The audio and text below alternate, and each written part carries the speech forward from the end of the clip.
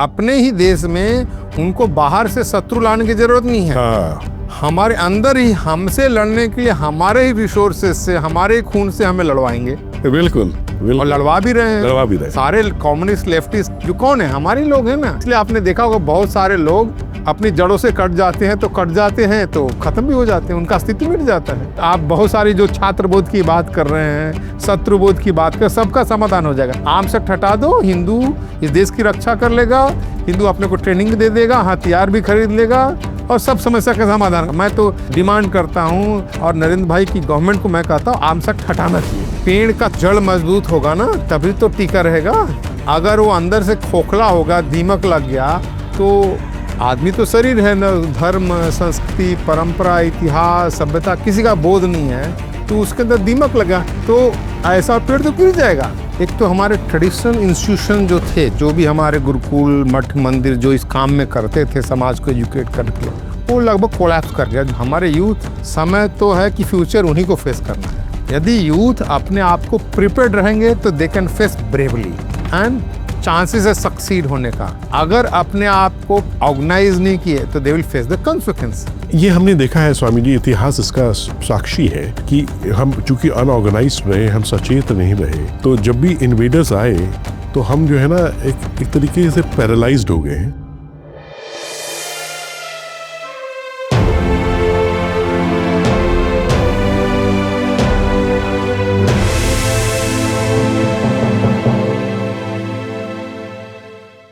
एक प्रश्न जो हमेशा उठता है हमारे दिमाग में, ये तो बहुत अद्भुत कार्य आप कर रहे हैं हिंदुओं को संगठित करने का, उनको एक सुरक्षा कवच देने का। बिना संगठन के सुरक्षा भी नहीं हो सकती है ना, उनको एक आत्मगौरव देने का। इनमें से कुछ कार्य प्राच्यम भी कर रहा है अपनी फिल्मों के माध्यम से।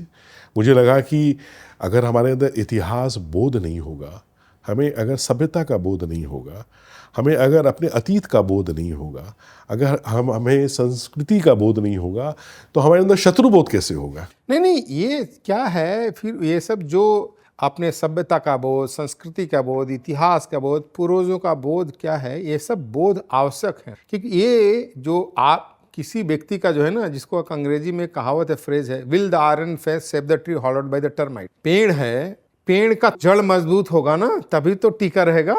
अगर वो अंदर से खोखला होगा, दीमक लग गया, तो आदमी तो शरीर है ना, धर्म, संस्कृति, परंपरा, इतिहास, संस्कृति, सभ्यता किसी का बोध नहीं है, तो उसके अंदर दीमक लग गया, ठूंठ है ना, तो ऐसा पेड़ तो गिर जाएगा, वो टिकेगा नहीं। इसलिए आपने देखा होगा बहुत सारे लोग अपनी जड़ों से कट जाते हैं तो खत्म भी हो जाते हैं, उनका अस्तित्व मिट जाता है। इसलिए हमारे पूर्वजों ने ये जो धर्म, संस्कृति, परंपरा, इतिहास, सभ्यता का जो जड़ है मजबूत रखा, उसके तना मजबूत रखो, उसमें दीमक नहीं लगने दिया। आज जिन कारणों से दीमक लगाने के लिए कोशिश किया रहा है, उन सब को हमें नष्ट करके उस तना जड़ को मजबूत करना है। अब उसी में हमें ये तर्पण के रूप में अपना ऋषि ऋण के लिए तर्पण करना है, और उसी में हर आदमी को जो जहाँ है वो योगदान कर रहा है। प्राच्यम जो काम कर रहा है एक गैप एरिया था, कोई नहीं कर रहा था। आपने इसमें अपना जो बचा खुचा पूंजी जमा, रिसोर्स से, मन, बुद्धि, समय लगा के इस गैप एरिया को पूरा किए, उन्हीं ऋषियों को तर्पण करने का एफर्ट्स है।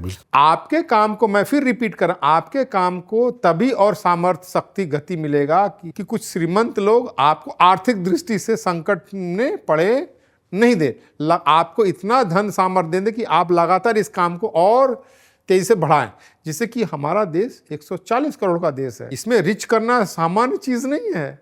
यहाँ तो 140 करोड़ रुपया कोई आपको देगा तो हर एक हिंदू के लिए, 120 करोड़ हिंदू के लिए आप एक लेमन जूस खरीद सकते हैं एक के लिए। उस लेमन जूस को उसको तक पहुंचाने में हजारों करोड़ लग जाएंगे। तो आप सोच रहे हैं कि इतना बड़ा देश है, 1/6 ग्लोबल पॉपुलेशन, तो हमारा मैग्नीट्यूड ऑफ द प्रॉब्लम भी बड़ा है, तो रिक्वायरमेंट ऑफ रिसोर्सेज भी वैसा ही बड़ा है, वैसा ही बड़ा कमिटमेंट, धैर्य, पेशेंस भी चाहिए। उतावला नहीं होगा। मुझे याद है दत्तोपंत जी का बौद्धिक में कहता, there is no shortcut will always cut you short. क्या बात है, बहुत ही सुंदर आपने बात कही है। तो वही प्रयास है हमारा है कि स्वामी जी, हमें लगा कि हमारे युवा और बच्चे अगर ये डिस्कनेक्ट हो जाएंगे अपने अतीत से, अपनी संस्कृति से, अपनी परंपराओं से, तो क्या होगा कि ये एक बहुत बड़ी आइडेंटिटी क्राइसिस आ जाएगी। और क्या होगा कि उस क्राइसिस का फ़ायदा जो है ये दुनिया भर की लॉबीज उठाएंगी हैं, है ना, और ये क्या करेंगे, उनको हाईजैक, मेंटली उनको हाईजैक कर लेंगे और उनको अपने ही धर्म, अपने ही राष्ट्र के विरुद्ध, हाँ, उनका अपने ही देश में उनको बाहर से शत्रु लाने की जरूरत नहीं है। हाँ हमारे अंदर ही हमसे लड़ने के लिए हमारे ही रिसोर्सेज से, हमारे खून से हमें लड़वाएंगे। बिल्कुल और बिल्कुल, लड़वा भी रहे हैं, लड़वा भी रहे हैं। सारे कम्युनिस्ट लेफ्टिस्ट जो कौन है, हमारे ही लोग हैं ना। इसीलिए ये कार्य होना बहुत ही बहुत आवश्यक जरूरी है। है। इंटेलेक्चुअल सबवर्शन जो करते हैं, प्राच्यम का काम है उस इंटेलेक्चुअल सबवर्शन को रोकने के लिए यूथ को इंस्पायर्ड करना, एजुकेट करना। बिल्कुल। और मैं हमेशा कहता हूँ कि हमारी फिल्में और हमारा जो कंटेंट जो भी युवा देखेगा वो एक तरीके से उसका इनोकुलेशन हो जाएगा, तब वो इनके वायरस का शिकार नहीं शिकार बनेगा। नहीं होगा इसका वायरस का शिकार नहीं होगा। और एक शिकार नहीं, फिर उसके अंदर प्रेरणा भी जागेगी काम करने की। यही सब चीज़ तो इंस्पायर करता है। बिल्कुल। और ये हमें हिंदू समाज को डिफेंड करने के लिए, लड़ने के लिए नए सोल्जर का रिक्रूटमेंट भी यहाँ से होगा। बिल्कुल। और ये मीडिया वॉरियर्स की बहुत आवश्यकता होगी कि आने वाले समय में इसको सबसे बड़ा हथियार बनाया जाएगा।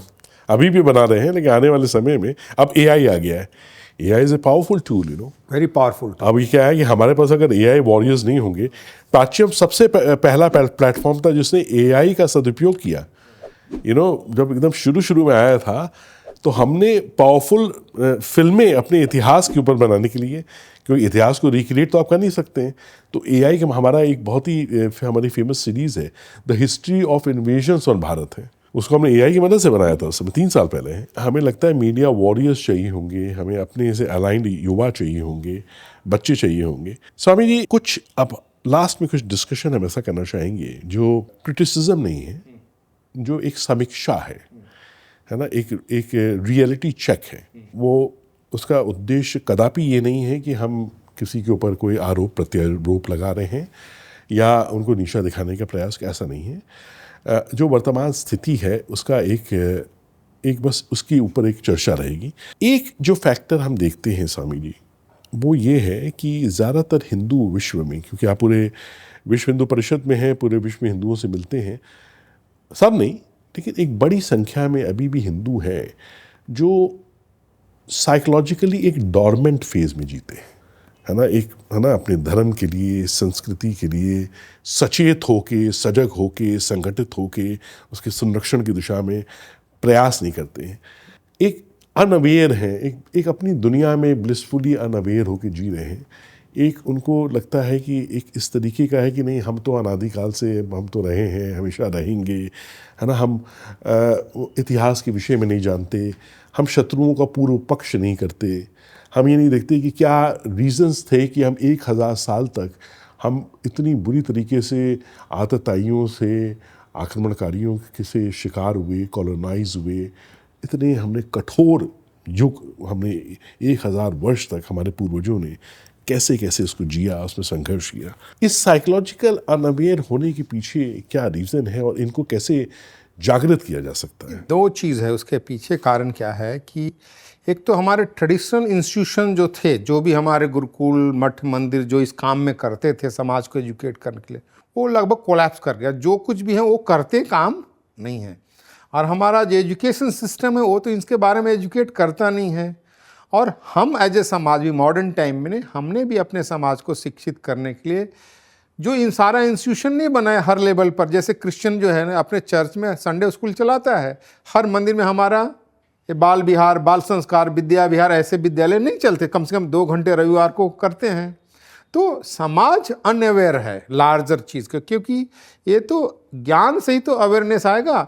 उसको ये सब बताया नहीं गया कि हमारे हिस्ट्री में क्या रहा, हमारे पास क्या बीता, क्या संकट हुआ है। तो ये इसके कारण से मैं बोलता हूँ 99% मैं बता रहा हूँ, मैं उसको एक स्ट्रक्चर तरीके से बोलता हूँ। 1% हिंदू समाज जो है ना, राष्ट्रीय स्वयं सेवक संघ का जो परिवार है ना, उसके इर्द गिर्द जो ऑर्गेनाइज हिंदू है घूमता है। 1-2-3% और भी सेमी ऑर्गेनाइज, जिसको मैं बोलता हूँ कुछ लेगल तरीके में या ऑर्गेनाइज तरीके से, Chinmaya Mission, Art of Living, Gayatri पर, ऐसे संगठनों के साथ घूमता हूँ। कुछ और 1-2% जो है और छोटे मोटे संस्थाओं के साथ लगता है। 95% समुदाय जो है ना इन सब चीज़ों से दूर रहता है। ये बहुत बड़ा चंक है। तो उसको आज के समय में तो कोई एजुकेशन नहीं मिला तो उसका दोष नहीं है, चाहे जिस भी कारण से, हमारे कारण से, समाज के कारण, कोई जो भी हमारा सिस्टमेटिक फेल्यूर रहा, हम उसको एजुकेट नहीं कर पाए हैं, उसी कारण से वो ऐसा है। लेकिन जिस समय वो एजुकेट हो जाएगा तो वही बदलेगा। मैं उसको देखा हूँ, मैं राम जन्मभूमि मूवमेंट की शुरुआत में था तो समाज में कोई अवेयरनेस नहीं था, लेकिन वही मूवमेंट धीरे धीरे धीरे धीरे धीरे धीरे ग्रेजुअली बढ़ते गया। तो जो चीज़ हम हाशिए पर थे, है ना, कोने में था, हम मेन स्ट्रीम बन गए। लेकिन इसके लिए continuous efforts, dedicated efforts, resources, माने रिसोर्स दोनों, मैन पावर है ना, human resources and material resources दोनों की आवश्यकता है, और फिर इंटेलिजेंटली उन सारे इलाके में काम करना पड़ेगा। एक जो है ना, एक जो खतरनाक है अपने आप में, एक कंफर्ट मिथ में एक हिंदू जीता है ना, उसको मालूम नहीं कि उसके सामने सिविलाइजेशनल थ्रेट्स हैं क्या। देखो क्या है, आप जो बात कर रहे हैं ना, क्या कोई ये सब कैसे जाएगा, कथाकार प्रवचनकार, समाज में डायरेक्टली किसका संबंध है? कथाकार प्रवचनकार जो जगह जगह कथा प्रवचन करते हैं, चाहे भागवत की कथा और रामायण की करते हैं, ज़्यादातर वही कथा।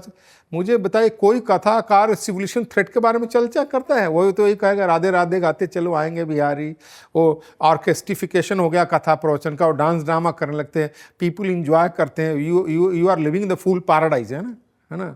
तो अब कहीं पर भी वो कुछ उसको, जहाँ समाज को एजुकेट होना चाहिए, कथाकार, प्रवचनकार, मठ, मंदिर, कुंभ, अब इतना बड़ा कुंभ मेला हो गया, कुछ चीज़ों को छोड़कर बाकी लोगों को कोई इतना खर्चा किया सब लोगों ने, कोई समाज को एजुकेट करने के लिए नहीं। तो हमारा समाज को सही एजुकेशन देने का जो पुराना हमारा इंस्टीट्यूशनल सिस्टम फ्रेमवर्क था, चाहे मठ मंदिर के था, गुरुकुलों के माध्यम से था, कथा प्रवचन के माध्यम, वो सब खत्म हो गया।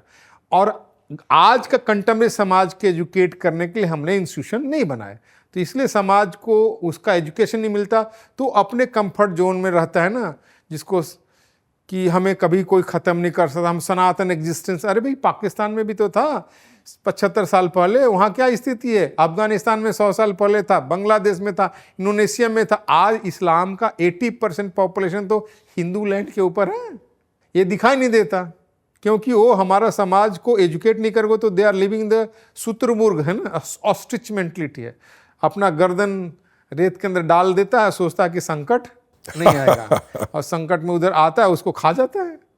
वही स्थिति हुई है। हम तो रहते थे कि हमारा पाकिस्तान में हमारा कुछ नहीं होगा, जब पाकिस्तान, लेकिन न गांधी जी के कहते हो कि पाकिस्तान हमारी लाशों में बटेगा, लेकिन पाकिस्तान बन गया, लाखों हिंदू मारे गए, मिलियन हिंदू मारे गए। बांग्लादेश की यही स्थिति है। तो और जब ये स्थिति आता तो हम बड़े ऐसी स्थिति में कि रिटर्न वाले संकट मुंह बाय आपके सामने खड़ा है, आप उसका रेस्पॉन्स की तैयारी नहीं करते। ये हमने देखा है स्वामी जी, इतिहास इसका साक्षी है कि हम चूंकि अनऑर्गेनाइज्ड रहे, हम सचेत नहीं रहे, तो जब भी इन्वेडर्स आए तो हम जो है ना एक तरीके से पैरालाइज्ड हो गए, हम कंफ्यूज्ड हो गए। वो कहते हैं ना, you like dislike, agree disagree, you are going to face the future. If you prepare yourself then you face the in a much better way the danger, if you are not then you will face the consequence. तो हम organise नहीं होने के कारण से we are facing the consequence. Very correct. और 1000 वर्ष तक हमने ये भुगता है, इसकी सजा भुगती है। आपने जैसे पृथ्वीराज चौहान का उदाहरण दिया, कैसे वो शास्त्रों के मत से हट के मूर्खता कर बैठा ना, that was a turning point in history. बहुत बड़ा टर्निंग पॉइंट है, बहुत बड़ा turning point. And we have paid heavy price for, we have paid 1000 years we have been paying, you know. Swami ji, दूसरी बात है, और चूंकि आप तो स्वामी हैं इसलिए मैं आपसे ये पूछना चाहूँगा, जो क्षत्रिय बोध था हिंदुओं का वो खत्म हो गया। अच्छा, हमारे शास्त्र, हमारे इतिहास, भगवान कृष्ण ने क्या किया? क्षत्रिय बोध दिया अर्जुन को, है उसको लड़ने के लिए प्रेरित किया, है ना, उसको युद्ध के लिए कहा कि तुम उठाओ अस्त्र, युद्ध करो। क्षत्रिय बोध का वापस आना क्यों आवश्यक है? हिंदुओं को जागृत होना, उनके अंदर क्षात्र बोध आना क्यों आवश्यक है? देखिए, इस पुस्तक में भी अपने दूसरे चैप्टर में लिखा है, और चौथे चैप्टर, छात्र धर्म ही श्रेष्ठ धर्म है। छात्र धर्म सभी धर्मों को पालन पोषण करता। उपनिषद में भी कहा सबसे पहले क्षत्रिय थे, क्योंकि हम भगवान मनु के वंशज हैं ना, तो क्षत्रिय थे। अब क्या है कि सबसे पहले हमारे ऊपर औरंगजेब ने आर्म्स एक्ट लगाया था इनडायरेक्टली, कि हम हिंदू लोग घोड़े पर नहीं चढ़ सकते, हथियार नहीं बांध सकते, पगड़ी नहीं बांध सकते। तो उसको चैलेंज करने गुरु गोविंद सिंह ने चैलेंज किया फिर अंग्रेजों ने देखा 1857 के रिवॉल्यूशन के बाद तो यह समाज लड़ता है, तो इसको कैसे डिसआर्म करें। तो आपको पता 1871 में आर्म्स एक्ट लगाया। आर्म्स एक्ट लगा कि हिंदू में हथियार नहीं रख सकता। नहीं तो हम तो सब बचपन में देखे, हमारे घरों में हथियार रहते थे, गंडासा, बल्लम, भाले सब होते थे उसकी। अभी भी हम ढो रहे हैं उसको, आर्म्स एक्ट को है। हाँ, अभी भी ढो रहे हैं। हम तो कहते हैं कि हिंदुओं को अगर रक्षा करना है, इस देश को रक्षा करना है, तो आर्म्स एक्ट हटा दो। जब नरेंद्र भाई कहते हैं ना, कॉलोनियल मेंटलिटी से हटा दो, कॉलोनियल लॉ हटा दो, कॉलोनियल एजुकेशन हटा दो, कॉलोनियल बैगेज हटा दो, सिंबल हटा दो, तो कॉलोनियल लॉ है भाई। हमारे तो हिस्ट्री में कभी भी आर्म्स एक्ट नहीं थे। हमारे तो हर आदमी हथियार रखता था, हमारे देवी देवता रखते हैं। आप छेंज का ना लगाओगे तो हमारे दुर्गा के हाथ में तलवार कैसे आएगी?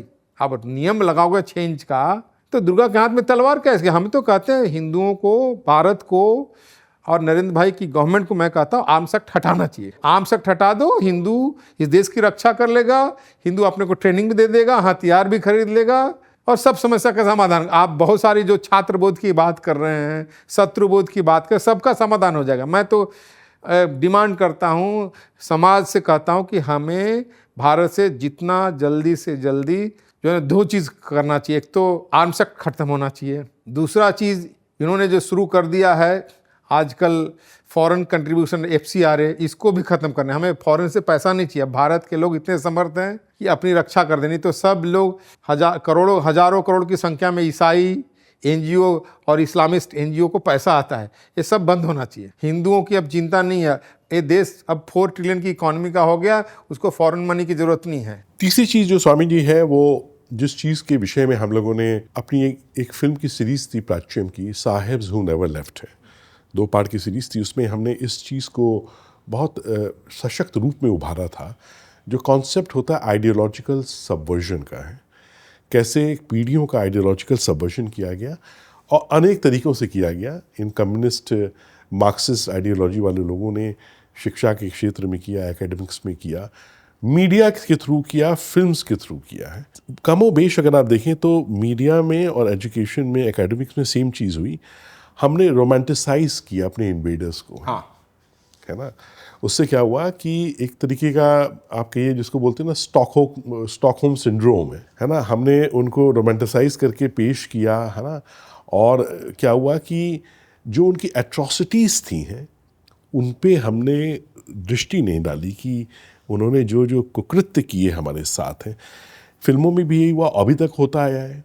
जोधा अकबर फिल्म जो है उसमें उन्होंने क्या किया, उन्होंने अकबर को रोमांटिसाइज तो किया। आपने देखा होगा, वो आप ही के किसी में वीडियो में है, वो अपनी मीनाक्षी जैन है ना, वो कहती है बिग 4 हिस्टोरियन, जिसमें Irfan Habib, DN Jha, RS Sharma and Romila Thawar, इनको कहते बिग 4। मैं इनको बोलता गैंग 4, है ना।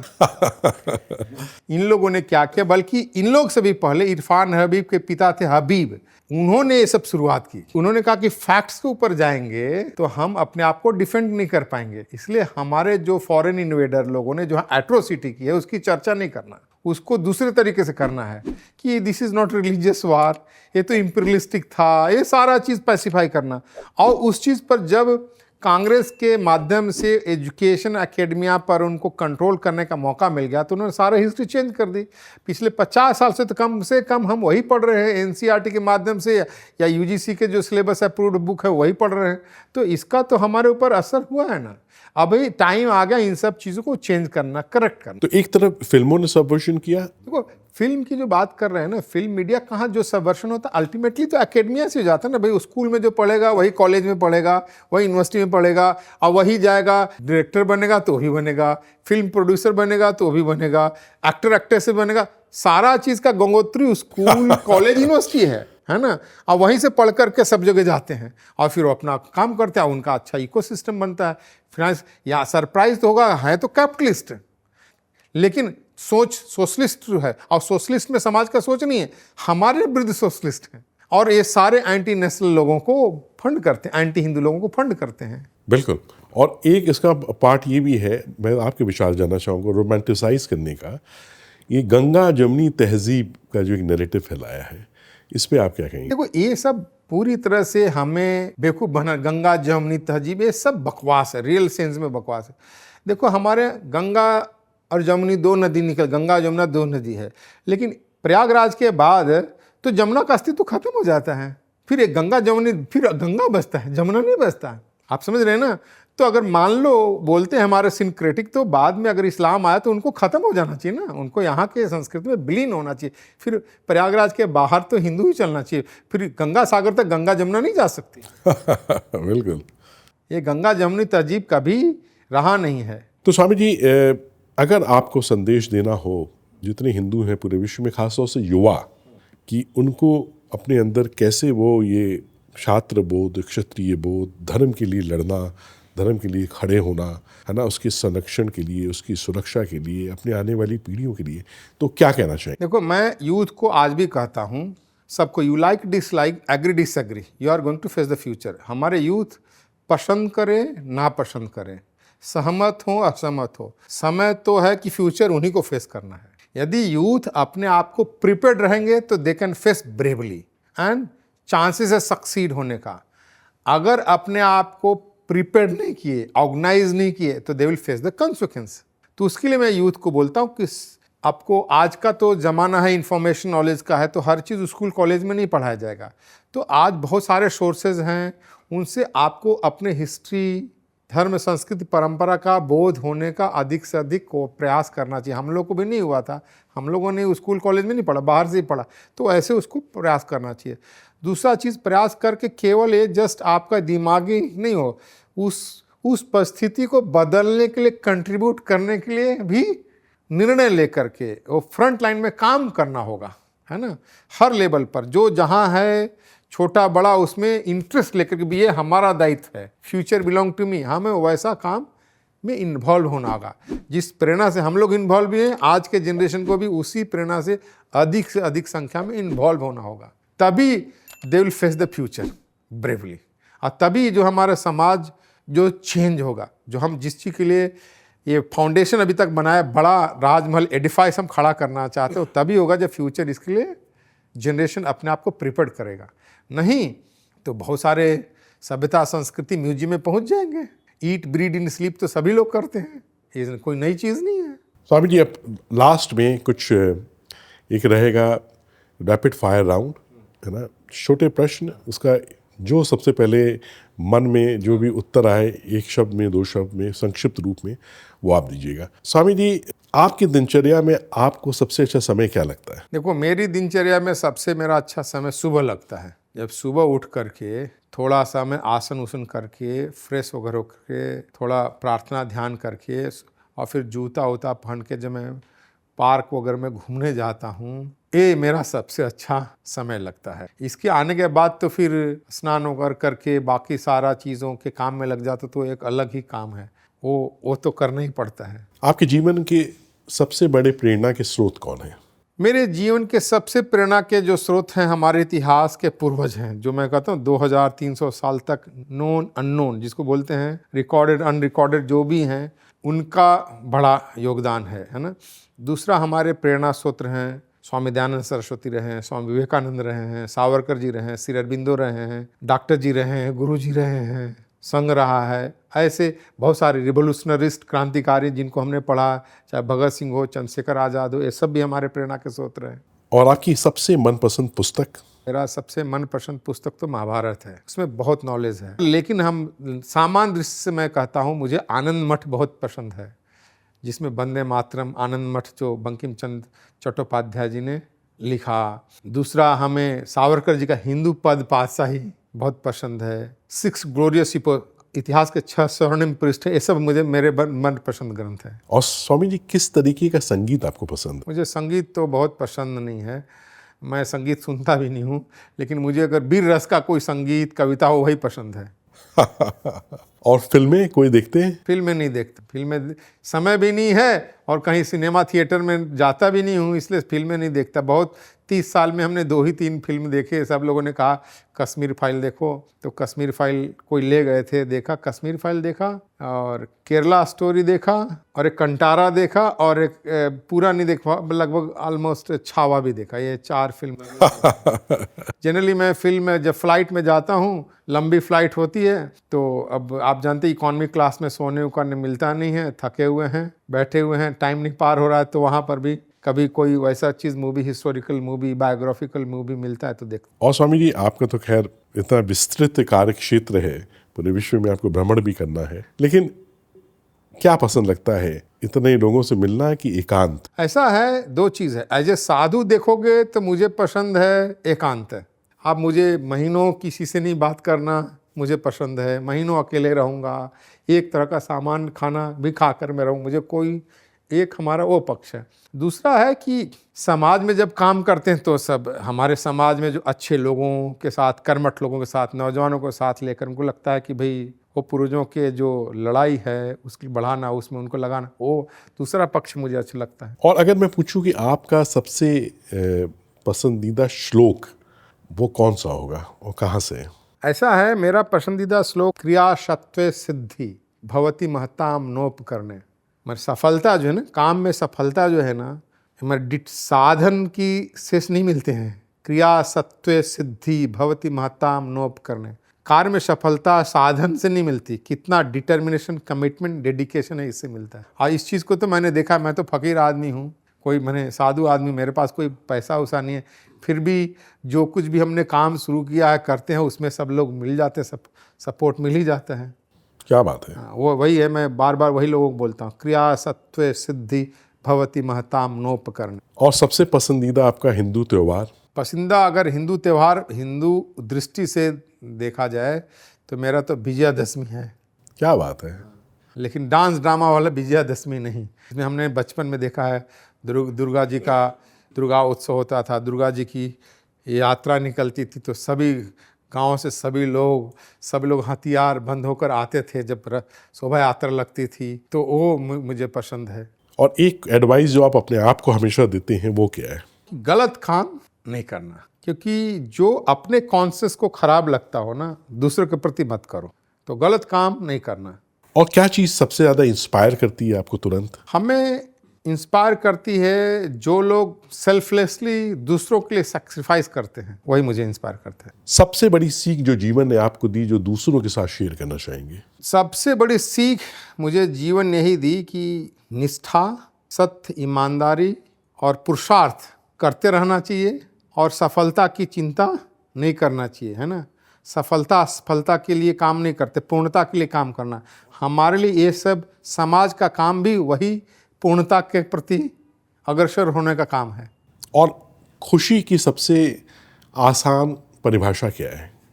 वो बहुत अच्छा, वो योग दर्शन में भी कहा है ना, प्रसन्नता के लिए कहा है, मैत्री करुणा मुदित उपेक्षानाम पुण्य पुण्य भावना चित्त प्रसादनम। जो बहुत सक्सेसफुल लोग हैं उनके प्रति अच्छा इंस्पिरेशन के रूप में देखना, जो समान लोग, अच्छे लोग हैं उनसे मैत्री करना, जो किसी कारण से अभावग्रस्त हो गए हैं उनके प्रति करुणा रखना, है ना, कि हेल्प करना, और जो दुष्ट लोग हैं उनसे उपेक्षा की दृष्टि रखना, यही प्रसन्नता है।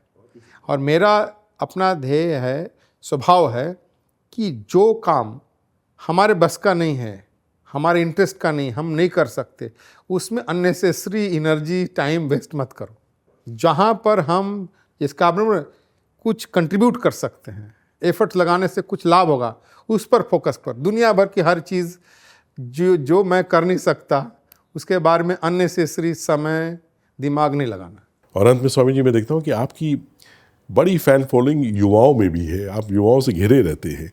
युवाओं में जो सबसे विशिष्ट क्वालिटी है वो आपको क्या लगती है? देखिए क्या है, मेरा मानना है कि मेरा जो युवा के साथ काम करने का, मैं आपको उदाहरण दे रहा हूँ दो, कि उनको आप विश्वास कीजिए। पहले तो उनको एजुकेट कर लीजिए, जो बेसिक चीज़ है, और उनको विश्वास कीजिए और उनको ऊपर छोड़ दीजिए, उनको लेट देम डिसाइड, उनको उसका ऑनरशिप दे दीजिए, तो दे विल डू वंडर। वो लोग अच्छा करेंगे। मुझे जब ऑस्ट्रेलिया में मैं कॉन्फ्रेंस कर रहा था तो हम यूथ से इंटरेक्ट कर रहे थे, तो उनका था मेरे बारे में रिजर्वेशन था, स्वामी जी बहुत स्ट्रिक्ट डिसिप्लिन वाले हैं, तो जो भी हमें एंटी प्रश्न करते गए, मैं उन सबको मानते गए, एक्सेप्ट कर लें, उनका डिमांड जो भी था हमने एक्सेप्ट कर लिया। तो उनके लिए सरप्राइज़ था। फिर उन्होंने कहा हम अपना एक 2 दिन का सेमिनार करेंगे। वो 40 यूथ लोगों ने 2 दिन का हेवी लोडेड ना सेमिनार किया, डिस्कशन किया। फिर उन्होंने 2 दिन का अगले साल डिसाइड किया कि we will have our own national conference. 300 youth लोगों ने मिलकर अच्छा नेशनल कॉन्फ्रेंस किया। हमने उसमें कुछ नहीं किया। उन्होंने एक स्लोगन लिखा था, tell us what to do, tell us what to do, don't tell us how to do, we will surprise you by the result. वाह, क्या बात है। तो मेरा अनुभव है कि उनको इंस्पायर कर दीजिए, उनको इन्वॉल्व कर दीजिए, उसका ऑनरशिप दे दीजिए, और जितना हो सकता है आप सपोर्ट कीजिए। आप हर चीज़ में उनको डिक्टेट करने के मत जाइए, तो दे विल डू वंडर। ये मेरा अनुभव है, यही मैं यूथ के साथ करता हूँ। बड़ी अद्भुत जो है चर्चा हुई आज आपसे स्वामी जी। आपका बहुत बहुत आभार है। हमें बहुत ही अच्छा लगा कि आपके चरण रज प्राच्यम स्टूडियोज़ में पड़े, आप आए और इतनी ज्ञानवर्धक बातें आपने बताई, अपनी पुस्तक के विषय में बताया। मुझे पूर्ण विश्वास है कि जो भी आपकी इस चर्चा को सुनेगा वो निश्चित रूप से कि बहुत ही ज़्यादा उसको प्रेरणा मिलेगी जीवन में आगे बढ़ने के लिए, आनंद में रहने के लिए, जीवन को एक बहुत बड़ा अर्थ, एक मीनिंग, एक पर्पस देने के लिए, और हिंदू हित की दिशा में सर्वस्व जो भी वो कर सकता है वो करने के लिए। बहुत बहुत धन्यवाद स्वामी जी। नमस्ते। अंत में मैं बोल रहा हूँ, ये पुस्तक ऑनलाइन उपलब्ध है, हिंदू मैनिफेस्टो। जो भी हैं यूथ लोगों को इस पुस्तक को पढ़ना चाहिए। इसमें पढ़ने से क्या, जो मैं 10 साल गुरुकुल में पढ़ा, 15 साल पढ़ा, सबका सार हमने इसमें रख दिया, तो उनको इतना सारा पढ़ने की आवश्यकता नहीं पड़ेगी। ये उनके लिए इंटेलेक्चुअल हथियार भी है। और पढ़ने के बाद अपने क्लासरूम में, डिबेटिंग क्लब में, एसोसिएशन में, जहाँ पर भी चर्चा करेंगे, जितना जितना ये नॉलेज लोग पढ़ेंगे ना, तो वो उतना उनका कॉन्फिडेंस हिंदू धर्म, संस्कृति, परंपरा पर बढ़ेगा। यही मेरा निवेदन है।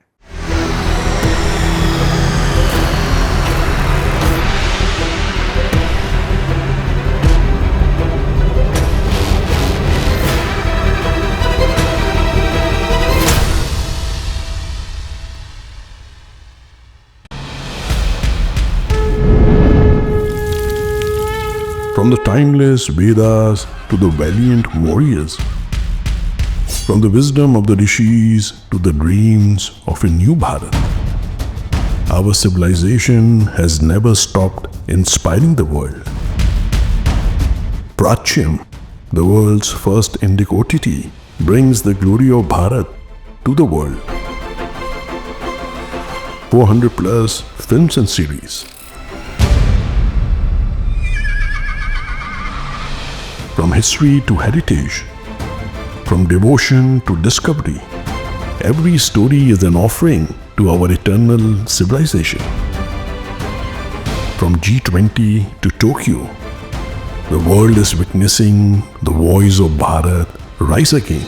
बहुत बड़ी सनातन की सेवा हो रही है। ज्ञान का पुनरुद्धारण का कार्य है। Pracyam is doing an amazing job. 60 साल में हमने जो खोया को वापस लाने का काम कर रहा है। आपका ये प्रयत्न ईश्वर की आराधना ही है।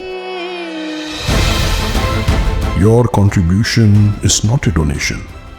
It is an ahuti in this Mahayagya of the Indic Renaissance.